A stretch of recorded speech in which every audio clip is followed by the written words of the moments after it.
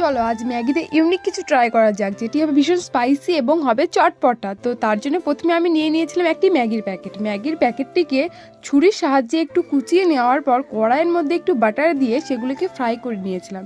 তারপর আমি আমার পছন্দ মতো সব সবজিগুলো কেটে নিয়েছিলাম। কেটে নেওয়ার পর সেই ফ্রাই করা ম্যাগির মধ্যে সবগুলো দিয়ে ম্যাগি মশলা লেবু দিয়ে মেখে নিলে তৈরি হয়ে যাবে আমাদের ম্যাগি মাখা, যেটি দেখতে তো হয়েছিল অসাধারণ। আর চলো খেয়ে বলি কেমন টেস্ট হয়েছে।